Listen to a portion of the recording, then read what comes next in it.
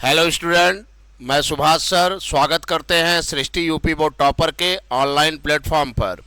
आज हम लोग विद्युत रसायन में फैराडे से संबंधित नियमों पर न्यूमेरिकल पे चर्चा करेंगे। जैसा कि पिछले क्लास में कुछ न्यूमेरिकल पे चर्चा हुई थी, उसी क्रम में आगे कुछ न्यूमेरिकलों पे हम बात करेंगे। चलिए शुरू करते हैं।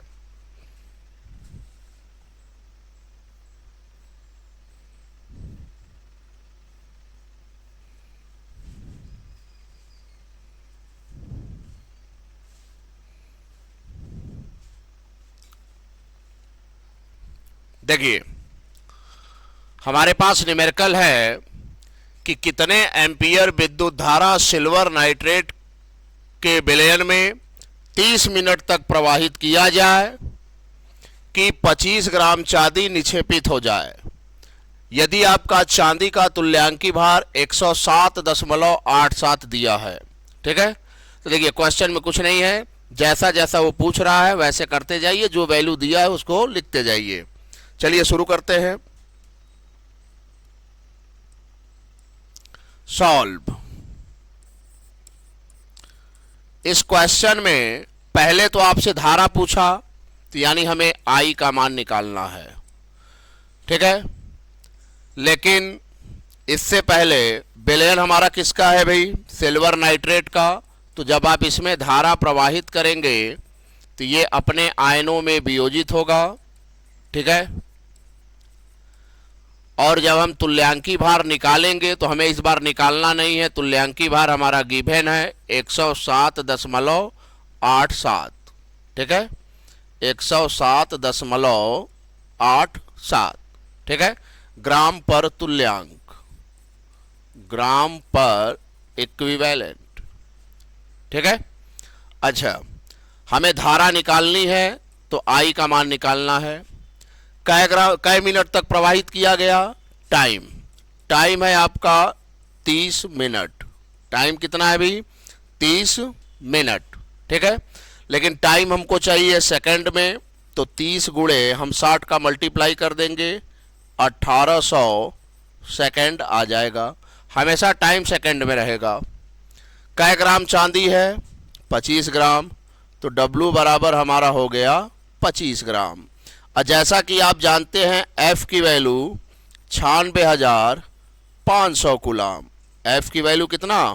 96,500 कूलाम। ठीक है, चलिए तो फार्मूला लगाते हैं। फैराडे के अनुसार, फैराडे के अनुसार क्या लिखेंगे भाई? W बराबर Z गुणे I गुणे T। तो W बराबर Z की जगह पे हम क्या लिखेंगे? E/F इंटू आई इंटू टी। हमें इसमें से क्या निकालना है? धारा निकालना है। तो यहां से हमारा I बराबर हो जाएगा W गुणे F अपान E गुणे T। W का मान हमारा है 25, F का मान है 96,500, E का मान है 107.87। ठीक है, और टी का मान कितना है जी? हमारा 1800। तो जब आप इसको सॉल्व करेंगे तो आपका आएगा, आप सॉल्व करके चेक कर लीजिएगा, आंसर आएगा आपका 12.42 एम्पियर। ठीक है, सवाल में कुछ नहीं है, सारा मान दिया है, बस आपको रख के सॉल्व करना है। ठीक, इसी क्रम में अगला क्वेश्चन हम लोग देखेंगे। अगला क्वेश्चन जो कह रहा है, ध्यान दीजिए, अगले क्वेश्चन में ये कह रहा है कि हमारे पास कॉपर सल्फेट और सिल्वर नाइट्रेट के विलयन में विद्युत धारा प्रवाहित करने पर, यानी आपको दो अलग अलग विद्युत अपघट्य का विलयन दिया, तो आपको समझ जाना चाहिए कि ये फैराडे के द्वितीय नियम की बात कर रहा है, क्योंकि कॉपर सल्फेट और सिल्वर नाइट्रेट दो अलग अलग विद्युत अपघट्य के विलयन है।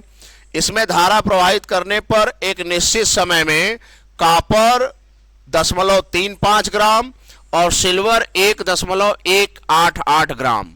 तो चूंकि पहले कॉपर सल्फेट का विलयन है, इसलिए उसके जितने मान होंगे सब 1 में होंगे। तो यानी हम ये कह सकते हैं कि हमें W1 बराबर दिया है 0.35 ग्राम। इसी तरह हमें सिल्वर का भार दिया है, यानी W2 बराबर हमें दिया है 1.188 ग्राम। ठीक है, फिर आगे सवाल में कह रहा है कि यदि सिल्वर का तुल्यांकी भार 107.9 है, तो सिल्वर का तुल्यांकी भार दिया यानी E2 का मान दिया है, E2 का मान आपको दिया है 107.9। ठीक, अब आपसे कह रहा है तब कॉपर का तुल्यांकी भार क्या होगा, तो कॉपर का तुल्यांकी भार यानी आपसे क्या पूछ रहा है, E1 का मान पूछ रहा है। ठीक है, तो देखिए करेंगे क्या हम, ध्यान दीजिए। तो यहां पे हम लिखेंगे फैराडे के द्वितीय नियमानुसार क्या लिखेंगे भी, हम जानते हैं W1 अपान W2 बराबर E1 अपान E2, समझ रहे हैं। ठीक है, तो यहां से हमें निकालना क्या है, E1 का मान निकालना है। तो E1 बराबर हमारा हो जाएगा W1 गुणे E2 अपान W2। ठीक है, वैल्यू पुट कर दीजिए। W1 का मान 0.35, E2 का मान आपका है 107.9 और W2 का मान कितना है जी, 1.188। जब आप इसको सॉल्व करेंगे तो 31.8 ग्राम पर इक्विवेलेंट आएगा। ठीक है, तो ये बहुत आसान होता है, जो सेकंड लॉ पे न्यूमेरिकल आता है एकदम आसान होता है। ठीक है, तो इसी क्रम में आगे हम लोग देखते हैं, ये बहुत इंपॉर्टेंट क्वेश्चन है। ये पहली बात एनसीईआरटी का क्वेश्चन है, ये एग्जाम में पूछ भी चुका है और ये मोस्ट इंपॉर्टेंट क्वेश्चन है, ये पेपर में आ भी सकता है। ठीक है, ध्यान दीजिए। इसमें कह क्या रहा है कि निम्न के अपचयन में कितने आवेश की आवश्यकता होगी, निम्न के अपचयन में कितने आवेश की आवश्यकता होगी। दो सवाल दिया, पहला दिया 1 मोल एल्यूमिनियम आयन को एल्यूमिनियम में अगर हम अपचयित करें तो कितना आवेश हमको चाहिए। ठीक, और दूसरा कह रहा है कि अगर हम MnO4 माइनस को Mn डबल प्लस में अपचयित करें तो कितने आवेश की आवश्यकता होगी। ठीक है, तो इसके लिए देखिए एक फार्मूला होता है, इस फार्मूले पे अगर आप ध्यान दें तो ये क्वेश्चन लग जाएगा। फार्मूला होता है कि 1 मोल इलेक्ट्रॉन पर आवेश को हम Q से दिखाएंगे, बराबर होता है NF के, जहां पे आपका N जो है ऑक्सीकरण या अपचयन में भाग लेने वाले इलेक्ट्रॉनों की संख्या है और F के बारे में आप जानते हैं फैराडे स्थिरांक है। बल्कि हम यहां पे लिख दें वेयर N बराबर ऑक्सीकरण या अपचयन, ऑक्सीकरण या अपचयन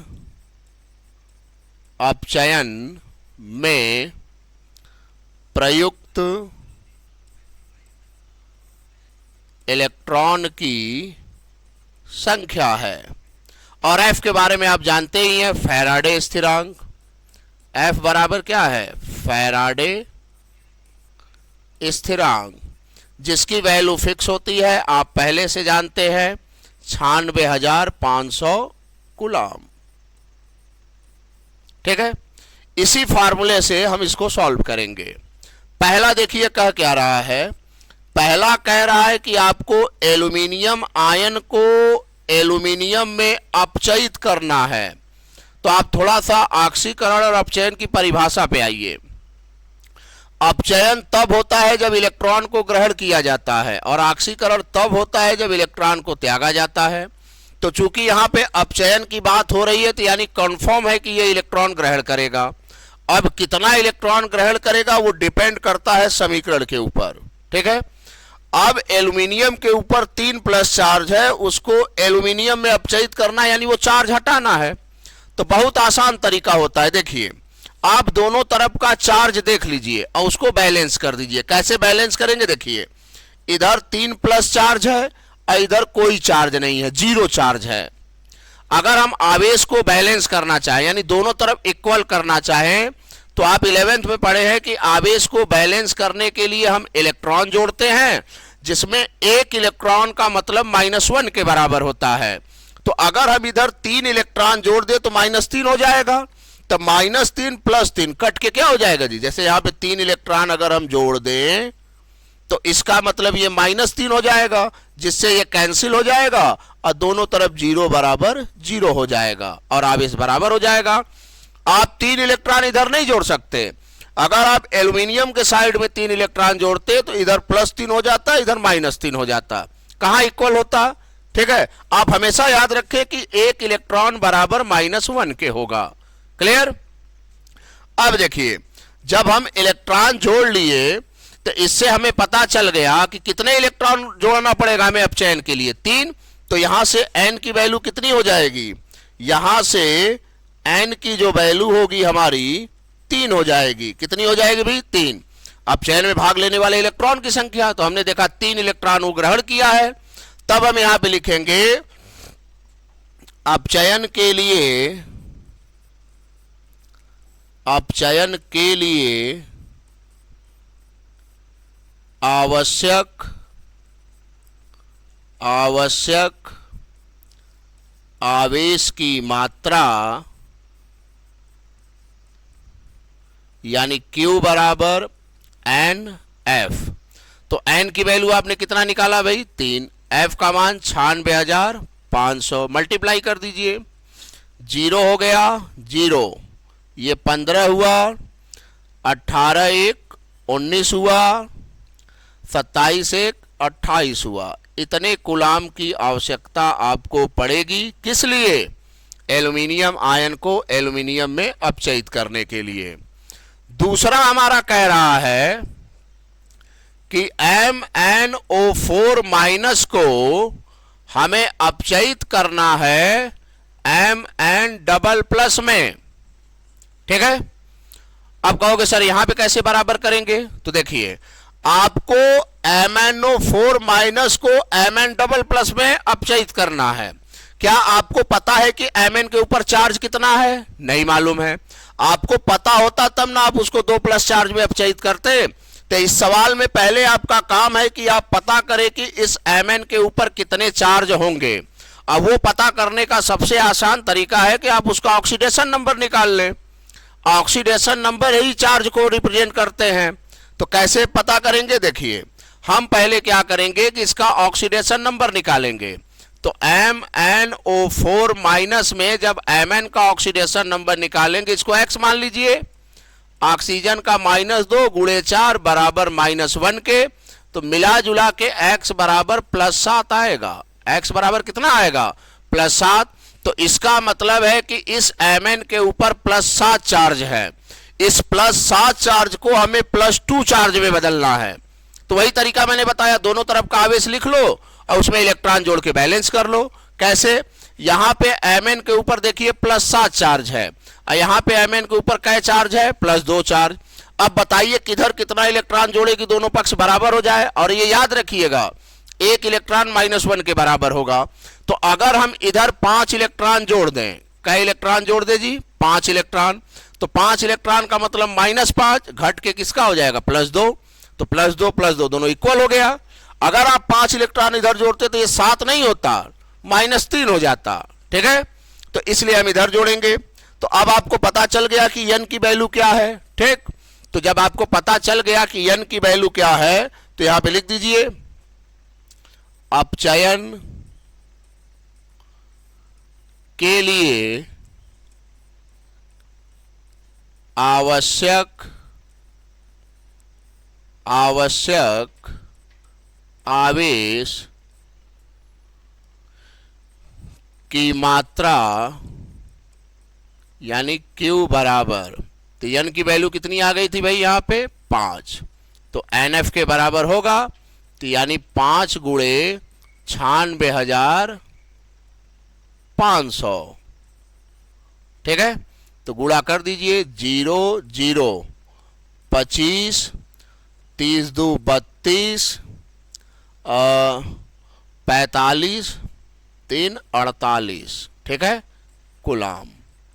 बहुत आसान होता है ये सब सवाल। ठीक है, और ये सब सवाल एग्जाम में बहुत पूछे जाते हैं। ठीक, तो चलिए अब इसी क्रम में हम लोग अगला क्वेश्चन देखते हैं। ठीक, अब अगला क्वेश्चन क्या कह रहा है, ये भी बहुत अच्छा क्वेश्चन है, 1 नंबर में पूछा जा सकता है। ये कह रहा है 2 एम्पियर की विद्युत धारा प्रयुक्त करने पर 2 मोल जल के विघटन में कितना समय लगेगा। तो देखिए, I बराबर आपको दे दिया 2 एम्पियर और आपसे समय t पूछ रहा है। अगर हमें I मालूम हो और t पूछ रहा हो तो रफली समझ लीजिए, आप जानते हैं Q बराबर I गुणे t होता है। तो बताओ t बराबर क्या होगा, Q अपान I। हमारे पास I यानी धारा है, लेकिन हमारे पास आवेश नहीं है। तो पहले हम पता करें कि आवेश कितना लगेगा इसमें। ठीक है, अब जैसा कि तुम जानते हो 1 मोल इलेक्ट्रॉन पर आवेश बराबर NF के होगा। इसका मतलब N की वैल्यू कितनी है, 1 है। तो 2 मोल के लिए किसके बराबर हो जाएगा, इसलिए 2 मोल इलेक्ट्रॉन पर आवेश बराबर किसके होगा जी, 2F के होगा। तो 2F का मतलब 2 गुणे 96,500, 2 गुणे 96,500। यहां आवेश लिखने के बाद आपको लिखना होगा कि Q बराबर आवेश यानी Q बराबर, तो यहां से हमारा Q बराबर क्या आएगा भी, देखिए 0 0 5 दूनी 10, 12 1 13, 18 1 19 कूलाम। ठीक है, तो Q का मान आपका यहां से आ गया। तो Q बराबर IT आप जानते ही हैं, तो यहां से T बराबर क्या हो जाएगा, Q अपान I। Q की वैल्यू अभी आपने निकाला, अब बटे I का मान कितना है जी, 2। I का मान 2 है। चलिए भाग दीजिए इसमें, तो इसको कैंसिल करेंगे तो 2 9 18 हो जाएगा। ठीक है, 1 बचा, 2 छके 12 हो जाएगा, 2 पाँचे 10 हो जाएगा। ठीक है, और 2 0 बढ़ जाएगा। ठीक, तो यहां से हमारा T बराबर आएगा 96,500। ठीक है,